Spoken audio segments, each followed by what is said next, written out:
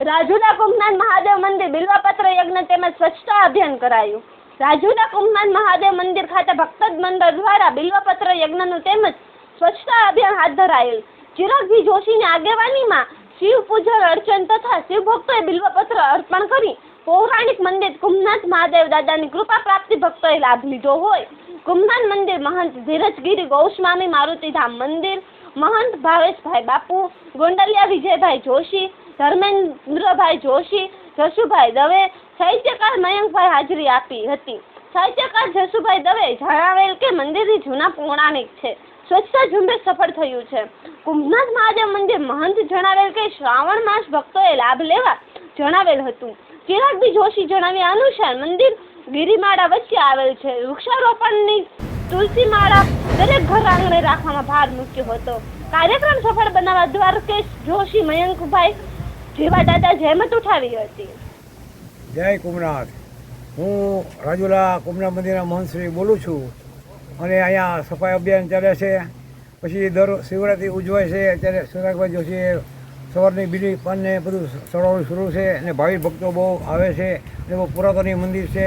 અને હું કુંભનાથ મંદિરના મહંત અને ધીરજગીરી મહારાજગીરી ગોસ્વામી અને ચામુંડા માતાના મંદિર પરની મહંત છું રાજુલા સિટી। જસુભાઈ બી દવે રાજુલા आज रोज कुंभनाथ सुखनाथ महादेवना मंदिरे चिरागभाई बी जोशी રાજુલા द्वारा बिल्ली पत्र अभियान एटले शिवनी पूजा अने बीजो वृक्षारोपण चकलीना माला स्वच्छता अभियान आवो कार्यक्रम आज अमे कर्यो। बीजू के पुरानी जग्या छे कुंभनाथ सुखनाथ दादानी अने वर्षो पहेलानो इतिहास कंईक एवुं कहे छे के अहींया पांडवो भ्रमण करवा आवेला અને ત્યારે માતા કુંતાને નિયમ હતો કે હું શિવની પૂજા કર્યા પછી ભોજન લઉં છું। ત્યારે આજુબાજુમાં જોયું તો શિવનું મંદિર ક્યાંય મળ્યું નહીં।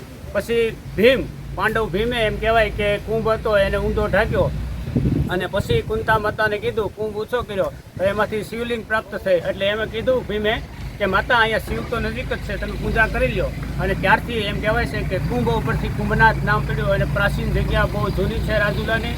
तो दरेक धर्मप्रेमी भाईओ ने बहनों ने माताओं ने वडीलों ने नम्र विनंती के રાજુલા હવે શ્રાવણ મહિનો ટૂંકમાં છે આવે છે તો એમાં દર્શનનો લાભ લેવા પધારજો કુંભનાથ સુખનાથ દાદાના મંદિરે।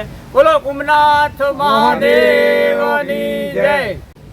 કુંભનાથ મહાદેવના મંદિરે બિલ્વપત્ર ચડાવવાનો તથા સફાઈ અભિયાનનો કાર્યક્રમ રાજુલા કુંભનાથ મંદિરે રાખેલો હતો, જેમાં બધા ભક્તો જોડાયા હતા અને ખાસ કરીને આ પૌરાણિક જગ્યા છે। અને આજે આપણે શ્રાવણ માસ ચાલુ થાય એ પહેલાં થોડું સફાઈ થાય અને આજે લોકમાન્ય તિલકજી અને ચંદ્રશેખર આઝાદની જયંતિ છે। લક્ષ્મી સહેગલજીની પણ જયંતિ છે કે જેઓ આઝાદ હિન્દ ફૌજના સિપાહી હતા।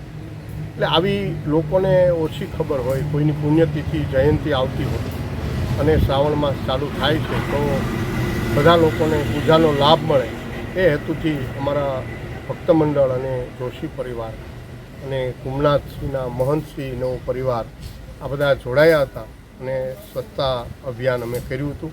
ચિરાગ જોશી, રાજુ।